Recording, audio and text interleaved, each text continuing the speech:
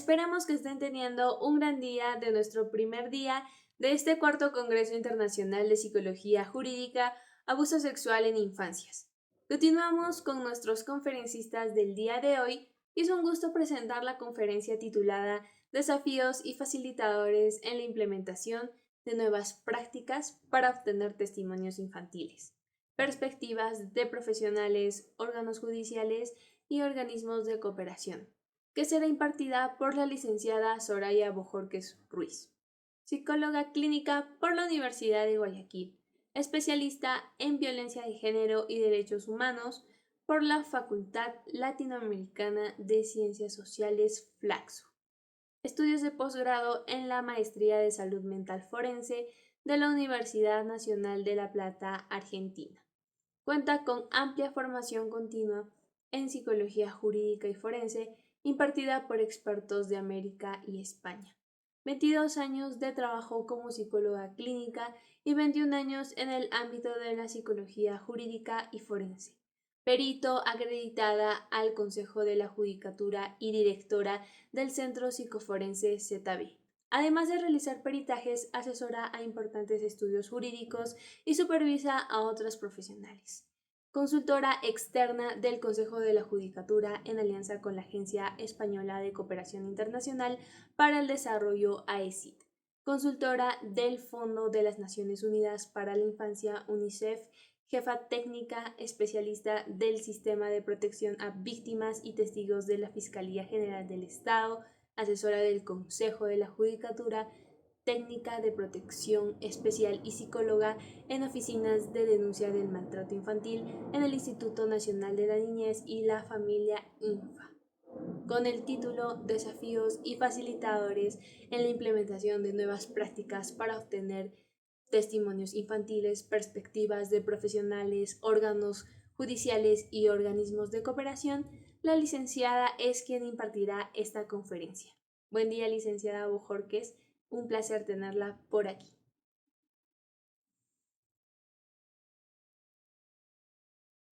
Hola, ¿qué tal? ¿Cómo están? Buen día. Bueno, es un gusto en realidad para mí volver a participar en estas actividades en línea que realiza la Asociación Mexicana de Psicología Jurídica y Derecho Penal y el Instituto de Ciencias Psicojurídicas y Sociales, a quienes les tengo un enorme afecto y agradecimiento por estos eventos que se están realizando año a año y que son encuentros en los que podemos compartir nuestras experiencias, nuestros trabajos, nuestras investigaciones con muchos de sus compañeros que están también haciendo esta misma labor. Y en ese sentido es importante que este evento, este congreso actualmente está tratando sobre el tema del abuso sexual en las infancias, ¿no? Este es un tema en el que yo vengo trabajando desde el inicio de mi carrera profesional como psicóloga y me parece súper importante ir abordando cómo hemos desarrollado también a nivel de Latinoamérica, digamos que protocolos y formas de mejorar la atención en nuestros países. El día de hoy yo quiero compartir con ustedes un tema relacionado a la obtención de los testimonios infantiles, a estos protocolos, a estas buenas prácticas que deben existir en este campo, ¿no? Porque no estamos hablando de una cuestión mínima, sino de una situación muy compleja, que es el lograr que en el caso de los niños, niñas y adolescentes puedan recordar, volver a vivir incluso la situación traumática que han experimentado, con todo lo que ello implica, ¿no?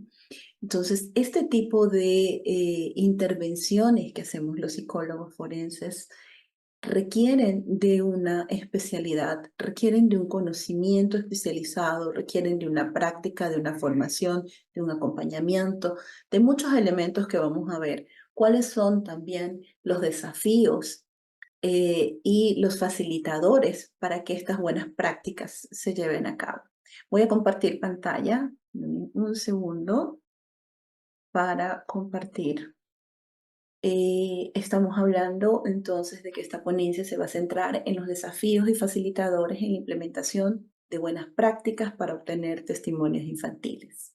Soy Soraya Borges, soy de Guayaquil, Ecuador, y tengo experiencia en este tema, como les decía, no solamente en mi práctica como psicóloga, sino también a partir de consultorías que he realizado para UNICEF, para el Consejo de la Judicatura, para la Corporación Española, en función de capacitar a los profesionales que están inmersos en esta práctica de obtener testimonios infantiles en mi país.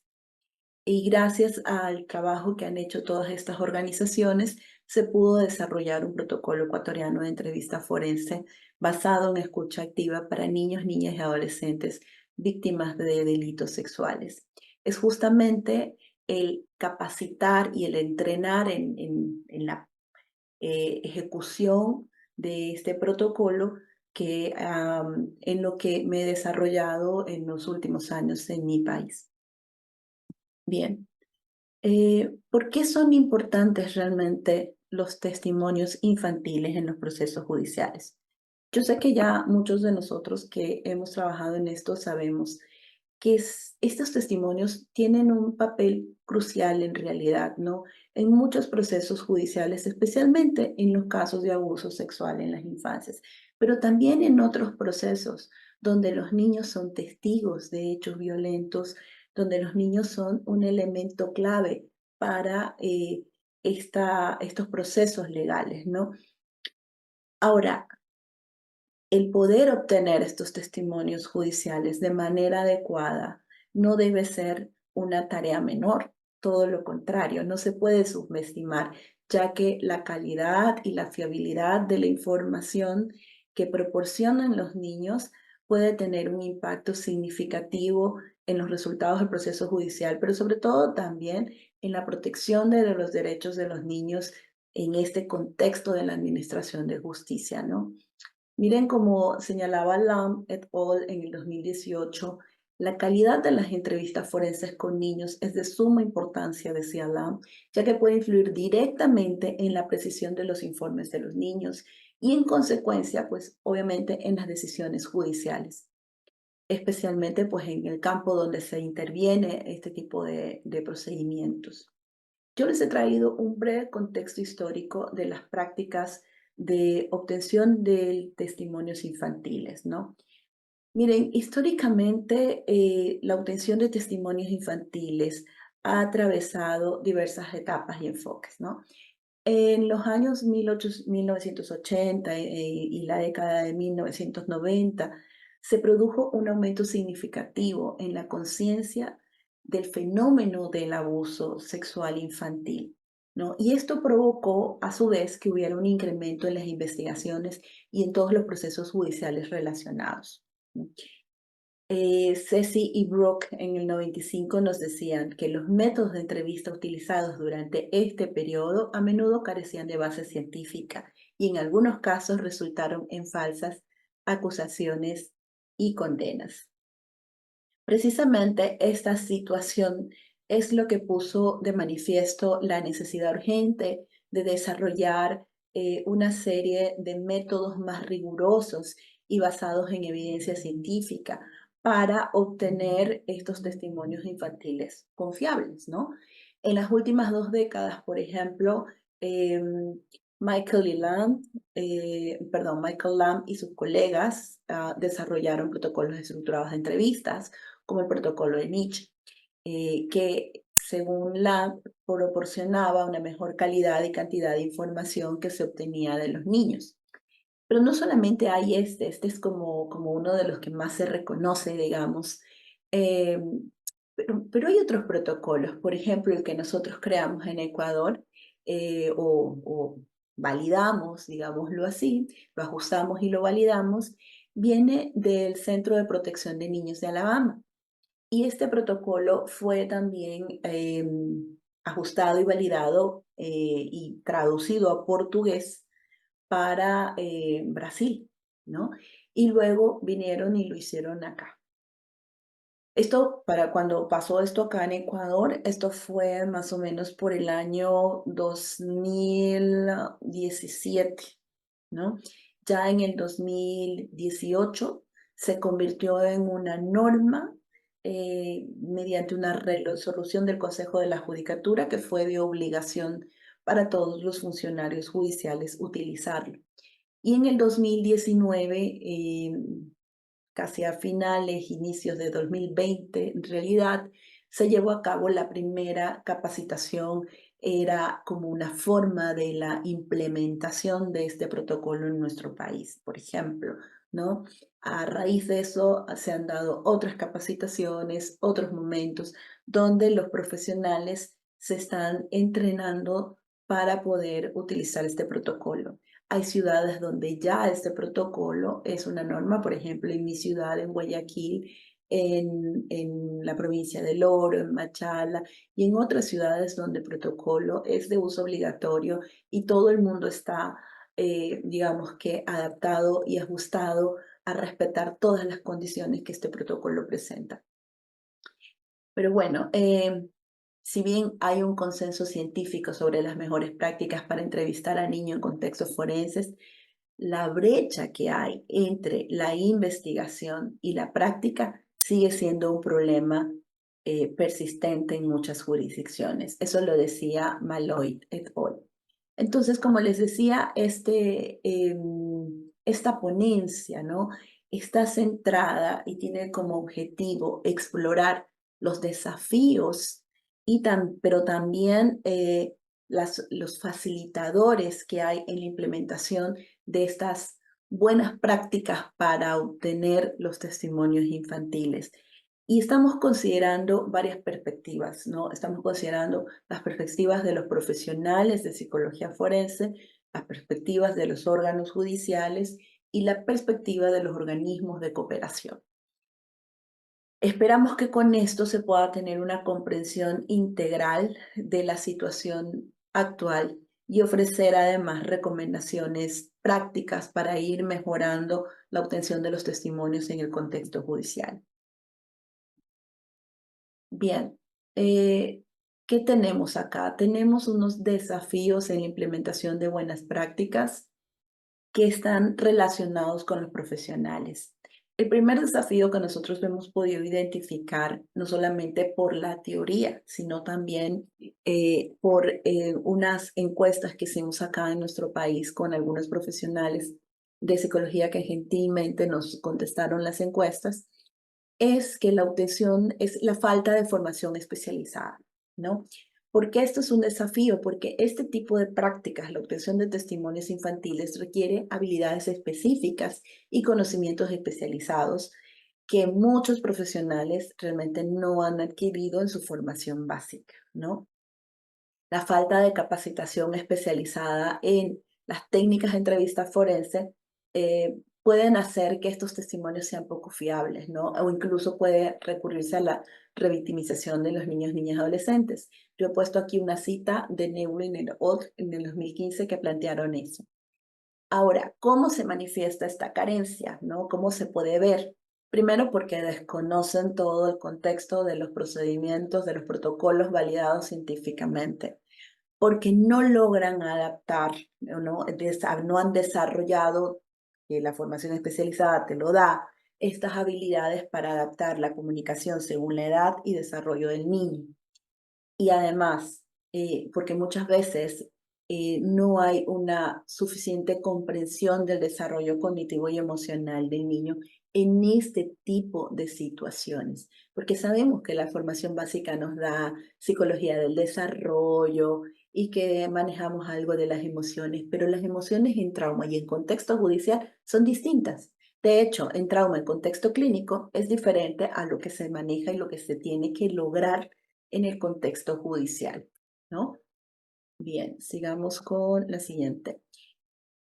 En algunos espacios, bueno, algunos investigadores han logrado identificar que hay varios factores que contribuyen a este otro desafío que es la resistencia al cambio de métodos tradicionales.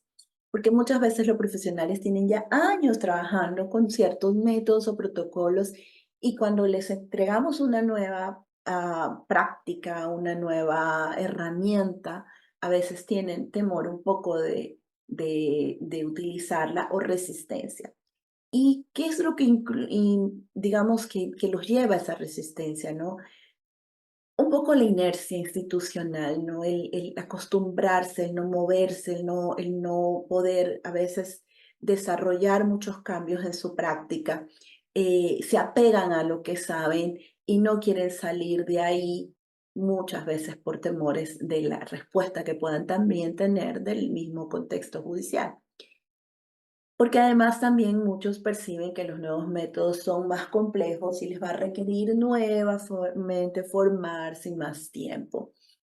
Y porque a veces también algunos se resisten porque piensan que son nuevos métodos, pero que falta evidencia práctica sobre su efectividad, ¿no? En este contexto específico que se está abordando. Son algunas de las condiciones que a veces se ha podido encontrar según algunos autores. Otro elemento importantísimo y que yo creo que si se lo preguntamos en la mayoría de nuestros países a los peritos es la sobrecarga laboral y la falta de recursos, ¿no? Se dice fácil que hay que implementar adecuadas prácticas, pero esto no es tan fácil. Esto requiere de tiempo y de recursos que por lo general no los tenemos en nuestros contextos, ¿no? Como que tiempo suficiente para preparar y realizar las entrevistas adecuadamente. En mi país me cuentan mis colegas que trabajan, por ejemplo, en la fiscalía, que a veces les interrumpen lo que están haciendo, que están atendiendo, están haciendo una pericia, les interrumpen la pericia que están realizando y les llaman que inmediatamente vayan a una cámara de GESEL urgente o no muy bien planificada incluso, y por eso pues terminan afectando dos partes. Primero, la que estaban atendiendo, que la dejan prácticamente colgada, y la segunda, que es ir como a ciegas a una entrevista. Contrario a lo que algunos piensan, es mejor así, dicen algunos, que no tengas ninguna idea, que vayas sin ninguna predisposición a nada, pero no es cierto. Las entrevistas judiciales, las entrevistas forenses en estos contextos deben ser preparadas. Uno debe conocer el caso, si no es como ir por una carretera sin mapas, sin buscador. Y vas a dar muchas vueltas hasta lograr llegar a un tema importante. Además, que a veces hay niños que son un poco resistentes a hablar. Y si tú no tienes información con la que puedas lograr acercar a ese momento, a esa pregunta, a esa situación que estás investigando, pues te quedas sin información, te quedas sin recursos para poder ayudar a la justicia, coadyuvar a la justicia en esta difícil tarea que es de conocer los hechos, ¿no? Otro elemento que también complica las cosas es la falta del equipamiento necesario, ¿no? Las grabaciones, las cámaras de GESEL o las salas de videoconferencia adaptadas que permitan esa escucha especializada para evitar que los niños tengan que enfrentar a sus agresores en el momento en el que tienen que hablar de lo que les hicieron, ¿no? Recuerdo que al inicio de mi trabajo no había cámaras de GESEL. Los niños tenían que ir a juicios después de 2, 3, 4, 5 años que estaban en este proceso. De repente teníamos que buscarlos donde estén, ya estaban grandes, ya no querían hablar, ya tenían más miedo del agresor. Tenías que ponerte casi que como cortina entre el agresor y los niños, estar al lado en la audiencia, agarrando su mano, dándole fuerzas. Y luego empezaron a poner como unos separadores, hasta que por fin llegó la cámara de GESEL al sistema penal, porque existían las cámaras de GESEL como formación, como estudio. De hecho, yo trabajé en la cámara de GESEL todo el tiempo. eh, y cuando ya por fin fue parte de los procedimientos, pues logramos generar unas condiciones mucho mejores para los niños. A tal punto que hoy en día ningún niño en Ecuador va a la audiencia, ¿no? La cámara de GESEL es el espacio donde se puede obtener el testimonio de manera anticipada, y esto es lo que llevan la grabación a la audiencia y eso es lo que ven los jueces. Entonces, los niños ahora, el proceso de investigación dura mucho menos. Todavía no estamos bien, todavía tenemos muchos meses a veces desde que se producen los hechos o se hace la denuncia hasta que los niños van a una cámara de GSL y tienen sus pericias y todo lo demás. Pero por lo menos ya no es tanto como antes, 3, 4 años, ¿no? Ahora se abrevia mucho esto y se evita revictimizar más a los niños en estos procesos legales, ¿no? Pero hay algo que sí nos hace falta y creo que también hace falta en otros contextos y es la ausencia de supervisión y apoyo técnico continuo, ¿no? Esto, pues más adelante les voy a mostrar los resultados de la encuesta de cómo los colegas ven esta situación. Otro desafío relacionado ahora con los órganos judiciales, con las judicaturas, con las fiscalías, con todos estos, es que los sistemas judiciales a menudo están diseñados, pensados en adultos, ¿no? Entonces son muy rígidos los procedimientos legales, pueden ser poco flexibles y es difícil que se adapten a la necesidad de los niños. De hecho, yo creo que cuando forman a los abogados, todavía no los están formando con esta justicia especializada a niños, niños y adolescentes, o los que se formaron antes, pues que no tenían esta mirada de la justicia especializada, que les cuesta mucho pensar en que se necesita un profesional para que los entreviste, que consideran que la ley los faculta a ellos para entrevistarlos y para hacer preguntas inclusive un poco capciosas, ¿no? Que puedan hasta generar confusión. No, eso es lo que no se puede hacer con niños, niñas, adolescentes que todavía no tienen todo un desarrollo, una madurez cognitiva para entender unas preguntas un poco extrañas y que hay que ser muy claros con ellos y preguntarles de la manera directa y apropiada a su edad, a su etapa en este momento de la vida, ¿no?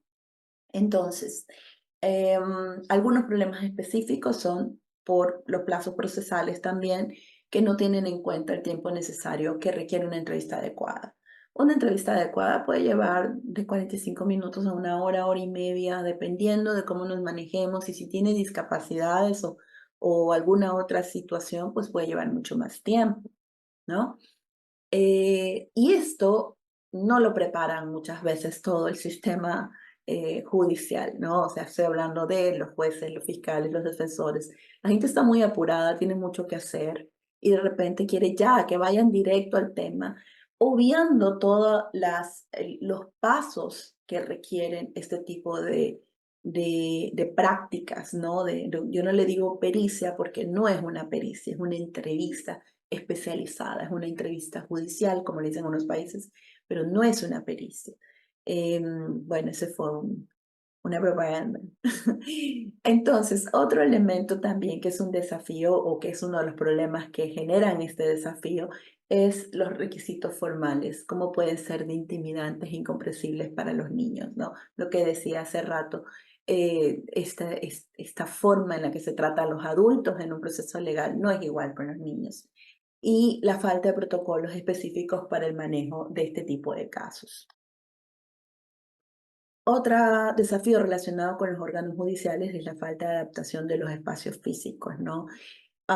Por ejemplo, no hay cámaras de GESEL, no hay espacios amigables con los niños, los entornos pueden ser más bien intimidantes y generar más estrés y más ansiedad de los niños, ¿no? Y la falta de privacidad y presencia de elementos distractores. Quiero, ahora que voy viendo también yo mis diapositivas, me doy cuenta de que hay algunas veces la palabra menor, bueno, esto es porque tomo con detalle lo que dicen los autores, ¿no? En mi país, y sé que en México también, nosotros ya usamos un lenguaje distinto para referirnos a los niños, niñas y adolescentes. Entonces, pido disculpas, pero tiene que ver con literalmente lo que están diciendo los autores que estoy citando en el caso anterior, Genders. Bien, ¿qué otro desafío tenemos de los órganos judiciales? Son las limitaciones temporales en los procesos, ¿no? Los tiempos judiciales raramente se adaptan a las necesidades específicas de los testimonios infantiles. Entonces, volvemos a lo mismo. Presión por la información rápido, múltiples entrevistas. Todavía hay lugares, incluso acá en mi país, que hemos dado tanta capacitación en el tema, que piensan que tienen que entrevistarlo el trabajador social, el médico, el ya poco más, ya está el guardia de seguridad. Tiene que saber los detalles y no. Las entrevistas se hacen solamente una o máximo dos, pero por profesionales especializados que necesitan saber la información directamente del niño y con detalles. Recordemos, cada vez que un niño recuerda o da su testimonio, está recordando. Recordar es volver a vivir. Lo estamos revictimizando. ¿Y por qué? ¿Para qué? ¿Por qué necesitas tú escuchar de su voz qué fue lo que le pasó y cómo le pasó y cuándo le pasó y con quién le pasó? Si lo puedes tomar de la cámara de GC. Lo que tienen que hacer es inmediatamente tratar de tomar el testimonio en la cámara de Gesell para que las demás personas que tienen que hacer sus pericias puedan recurrir a esa grabación y a partir de eso realizar o conocer toda la información que quieran conocer. Pero no tienen que preguntarle a los niños una y otra vez lo mismo y peor distintos profesionales. Eso es revictimizar. Por mucho que lo hagan bien, es demasiado, es volver a vivir, es recordar de nuevo. Largas esperas que pueden afectar la memoria y aumentar el estrés del niño. No, pues si a cada rato cancelan o cambian las fechas, pues sí es un problema también, obviamente, para los niños. Ahora, ¿qué pasa con los organismos de cooperación? ¿Cuáles son los desafíos que nos presentan? Primero, tenemos un desafío que tiene que ver con la coordinación institucional deficiente, ¿no? Muchas veces esta obtención de testimonios involucra múltiples instituciones y a veces, por ejemplo, si la violencia se da en la escuela y no están utilizando bien los protocolos, se puede dar que entrevisten a los niños en la escuela y luego los pasen al sistema judicial. Hay inconsistencias en la forma como manejan la información las instituciones y hay retrasos en los procesos precisamente debido a esta falta de coordinación. Cada institución quiere tener su protocolo y sus estándares en lugar de estandarizar uno solo, ¿no? Y eso, ¿qué es lo que puede pasar con todo esto de tener diferentes protocolos y estándares? Es que puede variar la calidad de los testimonios obtenidos por las múltiples entrevistas. Eh, el comparar la información obviamente va a darle una idea a la justicia de que hay un error, de que hay inconsistencias y no siempre es porque es inconsistencias en el relato de los niños, sino por la forma en que se pregunta y la cantidad de veces que se hace esto, ¿no? Y sobre todo, lo más importante, la revictimización, la confusión, el estrés adicional para los niños. Entonces, ¿qué es lo que nos implica estos desafíos, no? La necesidad de desarrollar programas de formación estandarizados y accesibles, la importancia de establecer protocolos de coordinación interinstitucional y la urgencia de adaptar los espacios a los procedimientos judiciales a las necesidades de los niños. Vamos ahora a ver más rápido los facilitadores, ¿no? Como veíamos, si los desafíos son la falta de formación, pues obviamente los facilitadores son los programas de formación continua y especializada, ¿no? Los elementos claves para que esta formación sea efectiva son programas basados en evidencia científica, obviamente, componentes prácticos, simulaciones, juegos de roles son fascinantes, no saben cómo ayudan, cómo me han ayudado a mí en el trabajo que he hecho de capacitar, ¿no? Estos componentes prácticos. Una evaluación y feedback continuo que deben tener las personas cuando por lo menos deberían tener una revisión, una evaluación que se les pueda explicar qué están haciendo mal, ¿no? Y no solamente sancionar, sino que debe haber ese acompañamiento y una actualización regular. Todo va cambiando, todo se va encontrando, se va investigando muchas cosas y nada está dicho, nada está escrito en piedra en estos temas. Entonces siempre hay que estar actualizando, ¿no? Otro elemento que es súper importante, que facilita que haya unas buenas prácticas, es la supervisión y apoyo entre pares, ¿no? Esto es súper importante porque nos ayuda a poder em, revisar los casos, tener esta ayuda, este acompañamiento, este mentoring, este mentor que pueda ayudar a los más noveles, a los más nuevos, poder compartir todo, hasta las experiencias y los desafíos que nos implica todo esto, ¿no? Y obviamente un facilitador es el desarrollo de guías y protocolos estandarizados, ¿no? A nivel de órganos judiciales, pues obviamente el tener los espacios adecuados es lo que deberían tener estas cámaras de GESEL, estos espacios amigables, todo adaptado para los niños. Y flexibilizar los procedimientos, ¿no? Por ejemplo, priorizar los casos que tienen que ver con niños, niñas y adolescentes que han sido testigos o víctimas de estos tipos de delitos.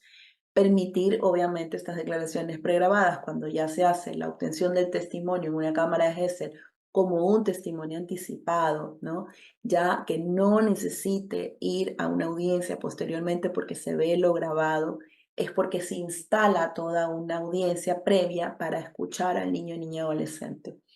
Y la asignación de tiempos adecuados para las entrevistas, que eso es súper importante y eso es exclusivo del administrador de justicia que maneja su agenda y que tiene que determinar si voy a esta diligencia para la obtención del testimonio en cámara de gestel, pues voy a determinar un par de horas para hacerlo y no voy a dejar una agenda apretada que luego tengo que correr porque tengo una audiencia. Entonces, hay que tomar en cuenta ese tipo de situaciones. Bueno, y a nivel de los organismos de cooperación, que son los facilitadores de ellos, el hecho de que hagan mesas de trabajo interinstitucionales, que permitan coordinación, que permitan trabajar protocolos conjuntamente, como ya se hizo en Ecuador, gracias al trabajo de UNICEF, por ejemplo, la resolución rápida de obstáculos que hay a nivel de procedimientos, el poder intercambiar las buenas prácticas incluso con otros países, ¿no? Prácticas exitosas que vamos a ver en un ratito algunas de ellas, el poder aprender de nuestros errores y desafíos y el crear estándares comunes, ¿no?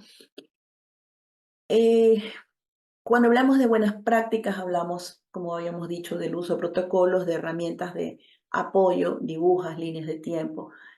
Muñecos anatómicos ya sabemos que son muy controversiales, pero que se pueden usar con precaución y solo después de un relato libre del niño y con una persona que se haya formado y se haya entrenado para utilizarlos adecuadamente en este contexto, que no es lo mismo el contexto terapéutico, ¿no? A veces vemos por ahí profesionales que andan promocionándose, que saben evaluar con muñecos anatómicos.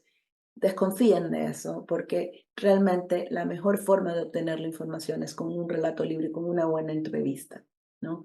Realmente los muñecos se deben usar con mucha precaución. Todos los otros elementos de apoyo se deben usar con mucha precaución y conociendo cómo hacerlos. Y solo un experto en estos temas, en testimonios de abuso sexual infantil, para el contexto judicial deberían intervenir con los niños y no desde el contexto clínico, sino después de haber hecho las cosas desde el contexto judicial, donde están los especialistas que utilizan procedimientos basados en evidencia científica. ¿Ok? La adaptación del lenguaje y las técnicas según la edad del desarrollo del niño, ya vemos que es distinto con niños preescolares, con niños escolares y con adolescentes. De hecho, con preescolares tenemos que primero saber si tienen la capacidad para testificar. Y esa es una evaluación aparte que ya el doctor Manzanero nos ha planteado con otros colegas, el CAPALIS, que me parece genial para realizar esta evaluación de la capacidad testifical. Pero también tenemos que saber que con estos niños las sesiones son más cortas, el lenguaje tiene que ser más simple y hay que hacer mucho rapport con ellos, ¿no? Los escolares ya tenemos otra población que ellos pueden dar explicaciones más detalladas de los procesos y ahí usamos algunas técnicas para ayudar la memoria. Los adolescentes, en cambio, hay que reconocer su autonomía, ¿no? Y hay que explicar mucho más las implicaciones legales. Otras buenas prácticas es la grabación de las entrevistas, que permite además analizar posteriormente la entrevista, esto que les decía de no entrevistar todo el mundo, si ya puedes ver el testimonio del niño en una grabación.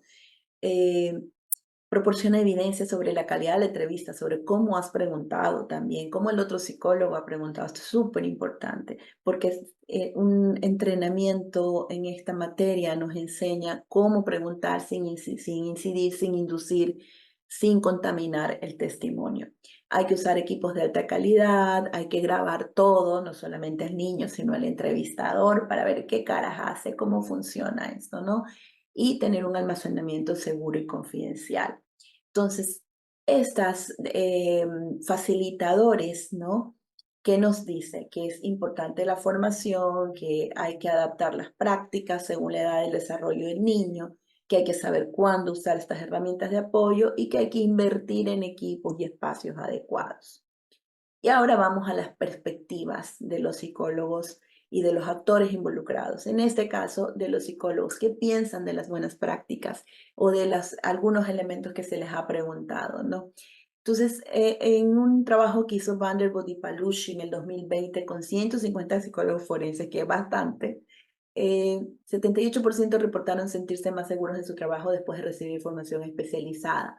62% identificaron la falta de tiempo como principal obstáculo y el 89% considera esencial la grabación audiovisual de la entrevista, ¿no? ¿Cuáles son los desafíos que ellos más reportaron? El manejo de casos con discapacidades cognitivas, cuando hay situaciones de violencia intrafamiliar, el tema de las lealtades divididas y la presión del órgano judicial por obtener la información rápidamente. Desde la perspectiva judicial de los jueces, ¿no? Henderson en 2023 entrevistó hizo una evaluación con 75 jueces y ¿qué dijeron? Que el 82% valoró positivamente los testimonios obtenidos con protocolos estandarizados, que el 65% expresó preocupación por los tiempos procesales con casos de niños y que el 91% apoyó la implementación de medidas especiales para testigos infantiles. Desde los fiscales, en cambio, Rivera y Thompson hicieron un análisis y destacaron la importancia que hay de que el fiscal pueda coordinar a tiempo, rápidamente con los equipos forenses, la necesidad de mejorar la preparación para los niños en el proceso judicial. Recuerden que no están adaptados y que no saben que es todo esto, se asustan, se retraen, o sea, es una pérdida de tiempo si es que no los preparas adecuadamente. Créanme que es un ahorro de tiempo, pero gastar tiempo en prepararlos es una inversión en realidad. El valor probatorio superior de las entrevistas grabadas audiovisualmente, que es lo que plantean pues los fiscales. Y los órganos de cooperación, que es lo que han planteado, pues que hay una necesidad de mayor inversión en formación, en recursos, que hay que darle mucha importancia a prevenir la revictimización, ¿no? Que hay un rol crucial de la sociedad civil en esta supervisión de buenas prácticas, que se necesitan estándares globales para las entrevistas con niños, niños y adolescentes en el campo forense, que es importante compartir las buenas prácticas entre países, lo que hacemos muchas veces y lo que estamos haciendo ahora incluso, ¿no? Y que hay un rol de la cooperación internacional en la mejora de procedimientos. ¿Cuáles son las preocupaciones principales? Las mismas que tenemos nosotros. La demora en la obtención de los testimonios. Mientras más tiempo pasa, más difícil más se complejiza, más difícil se hace, ¿no?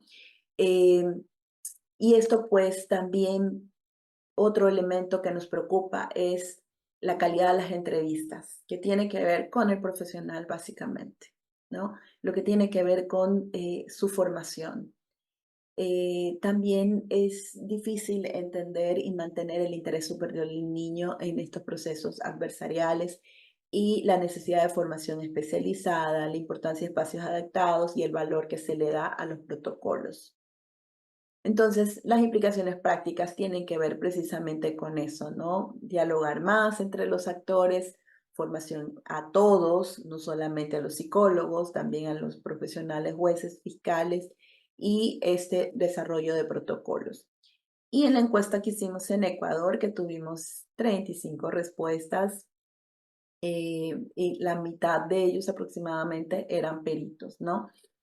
Les preguntamos si contaban con formación especializada para realizar su labor y el 34.3% dijeron que sí, que tienen posgrados, pero hay un número casi igualito que tienen solo formación continua especializada que les ha dado la institución en la que laboran, no necesariamente que han buscado también una formación propia, ¿no? Un importante 25% dice que no tiene formación especializada. Y bueno, una persona dijo que sus estudios de pregrado eran suficientes para realizar su labor. Sobre si sabían que existía o no un protocolo ecuatoriano para entrevista forense, el 71% dijeron que sí y el 28, casi 29% no sabe, no sabe. Y son gente que trabaja en esta área y no saben que existe un protocolo desarrollado en Ecuador para la obtención de testimonios de niñas, niñas y adolescentes, lo que nos deja también un trabajo extra, ¿no? Sobre si nuestros psicólogos ecuatorianos reciben o cuentan con supervisión y apoyo entre pares, el 74.3% dijo que no y el 25.7% dijo que sí. Acerca de las condiciones, preguntamos si tenían cámaras de GESEL o circuito cerrado, si tenían tiempo suficiente para estudiar el caso en el que va a intervenir, si tenían material de apoyo o si tenían todas estas condiciones o ninguna. Y bueno, todas las anteriores tienen un 11.4% de las personas que contestaron y ninguna de las anteriores tiene un 37%. Y las demás pues se dividen en cada uno de los otros condiciones. Ahora, les preguntamos también cuál es su apertura a los cambios, ¿no? Y esto me alegra mucho ver que el 100% está dispuesto a estudiar, a prepararse, a realizar cambios importantes en la forma en que interviene, siempre que esto sirva para brindar una mejor atención a los usuarios. Ya no interesa saber qué otras cosas les pusimos de opción. De los espacios físicos, si consideran que tienen buenos espacios físicos adecuados, amigables, hay un 57% que sí, pero que se puede mejorar, dicen ellos. Hay un 28.6%, es decir, casi un 29% que dice que no. Y luego tenemos personas que dicen que sí, otras que dicen que no realizan estas intervenciones y que derivan. Consideran que los procedimientos y normas legales judiciales son suficientes y flexibles para niños, niñas y adolescentes. Miren, la mayoría dice que no, ¿no? El 86% que no y el 14% que sí. Ahora, extraje la información de los psicólogos únicamente porque ahí les preguntamos a abogados y a otras personas que intervienen en el contexto clínico. De los psicólogos, 2 de ellos no cuentan con formación especializada. 1 desconoce que existe el protocolo y no usa además ningún protocolo. 5 afirman contar con supervisión. 4 afirman no contar con ningún recurso de los antes mencionados. 4 considera que no tiene un espacio amigable de atención. 5 considera que las normas son flexibles para esta población. Y la mayoría recomienda que haya más formación y capacitación en el área, que haya más recursos y mayor acompañamiento técnico. En total habían como 20 psicólogos que fueron los que preguntamos, ¿no? Ahora, esta es la realidad de Ecuador, cuando nosotros ya hemos hecho mucho trabajo para socializar y para implementar el protocolo ecuatoriano de entrevista forense. Ya tenemos el protocolo. ¿Que puede ser mejorable? Sí, pero ya lo tenemos. Y aún así todavía tenemos estas debilidades. Quiere decir que es un trabajo largo y continuo que no para sino más. Bien, en cuanto a los casos de éxitos y lecciones aprendidas que les quería traer, investigué y hay un estudio que habla de un programa integral de entrevistas forenses en Barcelona con resultados sobresalientes. Ellos publicaron en el 2019. ¿Qué hicieron? Formaron 120 horas, hicieron una formación intensiva de 120 horas para todos los profesionales, implementaron salas de GESEL, hicieron protocolos de coordinación interinstitucional, que lograron 60% de reducción de entrevistas por caso y 45% de aumento en la calidad de la información y disminución de incidentes de revictimización en el 70%. Hay otro modelo, el Burnout de países nórdicos, es una adaptación exitosa del modelo islandés en varios países, ¿no?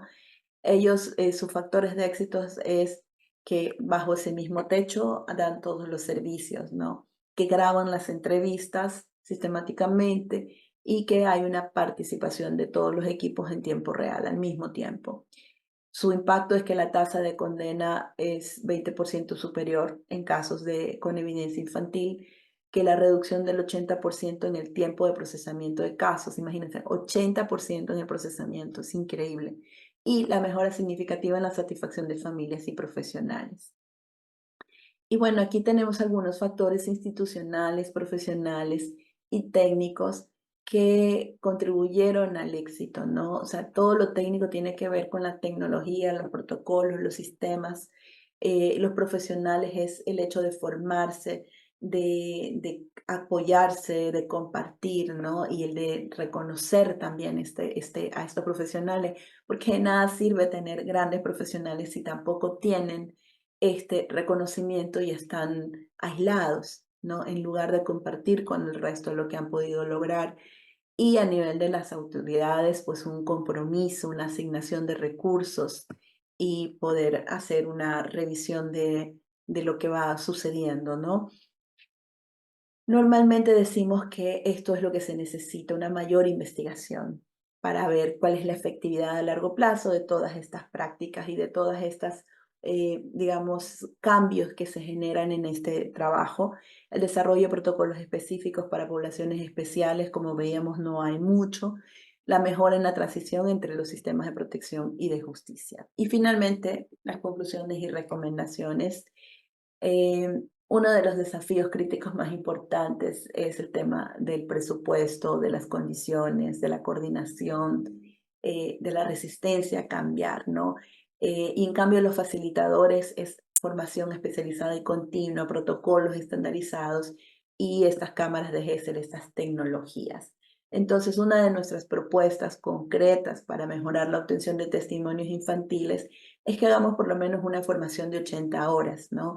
Con un componente práctico obligatorio, con evaluación, certificación, pero bien hecho todo. Crear grupos de trabajo interinstitucionales, que puedan haber reuniones mensuales, que puedan revisarse estos protocolos, hacer seguimiento de casos, que podamos implementar en todos los juzgados las cámaras de GESEL, que podamos hacer del desarrollo de centros especializados, ¿no? Donde se den todas las atenciones al mismo tiempo, como en Barnaus, que se cree una red nacional de profesionales especializados y que se establezca un sistema de evaluación y mejora continua. Y hemos llegado a la parte final de esta ponencia. Bueno, traté de ir rápido porque tenía mucha información que les quería compartir, pero creo que una de las cosas importantes que nos decía Elena Martínez de Barcelona en su libro Justicia adaptada a la infancia es que la mejora en la obtención de testimonios infantiles no es solamente un tema técnico, no es tener el mejor protocolo, usar el protocolo de fulano, sutano, no. Es un imperativo ético y legal.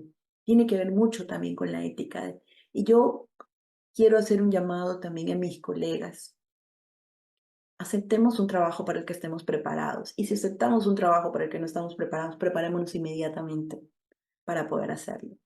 Eso es tener ética. Eso también es corrupción, aceptar un trabajo para el que no estás preparado.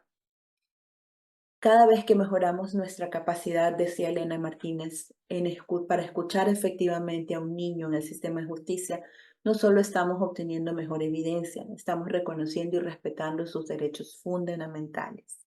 Fundamentales. Y finalmente quiero decirles que el camino hacia la excelencia en este campo requiere de un compromiso sostenido, colaborativo de todos los actores involucrados. Los casos de éxito que hemos revisado nos muestran que es posible lograr mejoras significativas cuando existe la voluntad, cuando existen recursos y cuando existe el conocimiento técnico adecuado.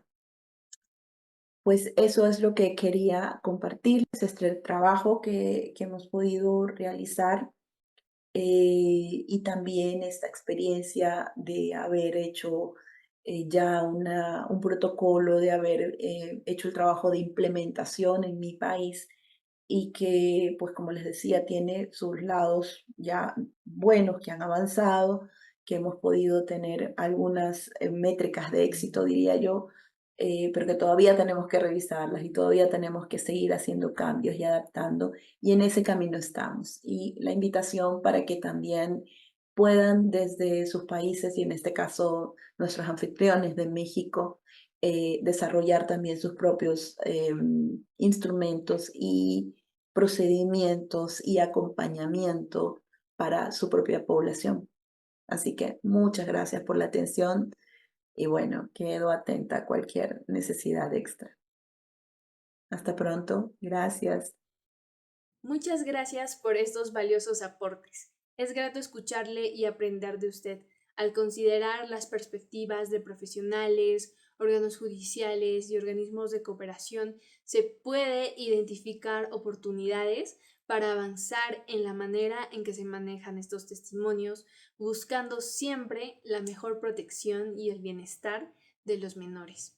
Este tipo de diálogo es crucial para fortalecer estrategias y asegurar que las prácticas sean efectivas y respetuosas con los derechos de los niños. Nuevamente le agradecemos su tiempo, licenciada, y esperamos que continúe disfrutando de las actividades en nuestro cuarto Congreso Internacional de Psicología Jurídica, Abuso Sexual en Infancias. Hasta luego. Recordando a nuestros seguidores que esta charla queda de forma permanente en nuestro canal y en caso de requerir constancia de nuestro Congreso, nos escriban vía WhatsApp al número 5617 296611. Gracias.